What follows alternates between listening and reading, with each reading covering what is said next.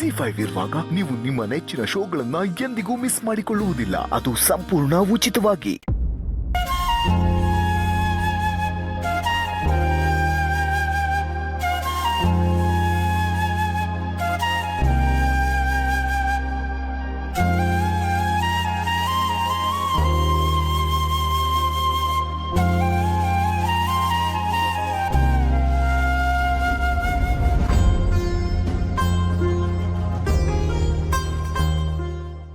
ವಾ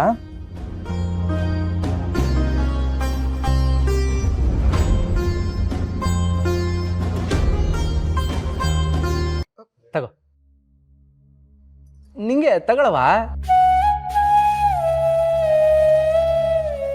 ಏನೋ ಇದು, ಇಷ್ಟು ದಿನ ಆದ್ಮೇಲೆ ಐಸ್ ಕ್ರೀಮ್ ತಗೊಂಡು ತಿನ್ನು ಅಂತಿದ್ಯಾ?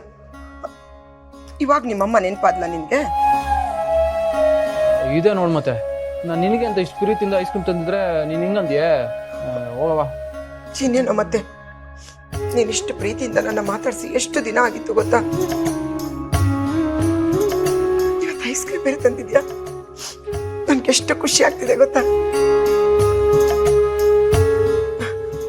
ಅದೆಲ್ಲ ಇರ್ಲಿ ಬಿಡು, ನೀನಿಷ್ಟು ಪ್ರೀತಿಯಿಂದ ತಂದಿದ್ಯಾ ಆದ್ಮೇಲೆ ತಿಂತೀನಿ ನಾನು.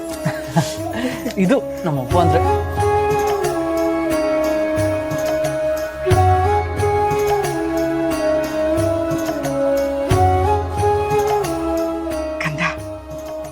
ಚಿಕ್ಕವನಿದ್ದಾಗ ಐಸ್ ಕ್ರೀಮ್ ಬೇಕು ಅಂತ ಹಠ ಮಾಡ್ತಾ ಇದ್ದೆ.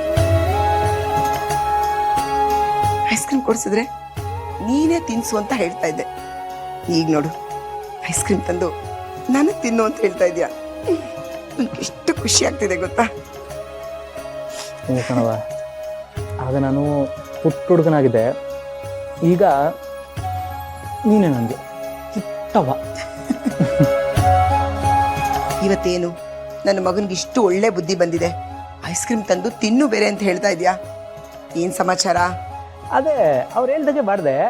ಈಗ ನೋಡು ನೀನು ಎಷ್ಟು ಖುಷಿಯಾಗಿದೆ ಅಂತ. ಯಾರು ಹೇಳ್ದಂಗೋ? ಅದೇ ನಮ್ಮ ಮೇಡಮ್ ಅವರು.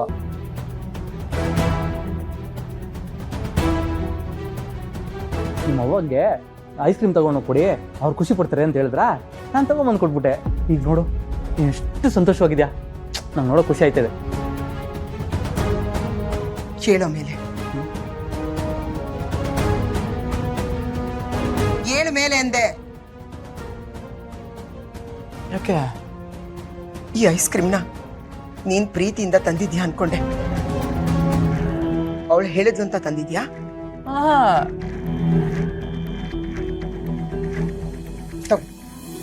ತಂದಿರೋ ಐಸ್ ಕ್ರೀಮ್ನ ನೀನೇ ತಿನ್ನು.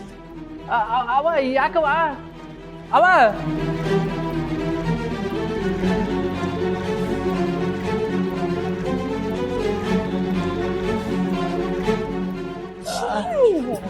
ಮೇಡಮ್ ಅವರೇ, ಎಲ್ಲ ನೀವು ಹೇಳ್ದಂಗೆ ಮಾಡಿದೆ, ಆದ್ರೂ ನೋಡಿ ಹೆಂಗೆಲ್ಲ ಆಗೋಯ್ತು ಅಂತ. ಮತ್ತಿನ್ನೇನು ಆಗ್ಬೇಕಿತ್ತು? ಅವರೇನೋ ಖುಷಿಯಾಗಿ ಐಸ್ ಕ್ರೀಮ್ ತಿಂತಿದ್ರು, ಮತ್ತಿದ್ರಲ್ಲಿ ನನ್ನ ಹೆಸರು ಯಾಕೆ ತಗೊಂಡ್ರಿ? ಅಯ್ಯೋ, ನಾನೇ ಎಡ್ಬಿಟ್ಟು ಮಾಡ್ಬಿಟ್ನೆ. ಹೋಗ್ಲಿ, ನಿಮ್ಮ ತಿನ್ನಿ ಐಸ್ ಕ್ರೀಮ್.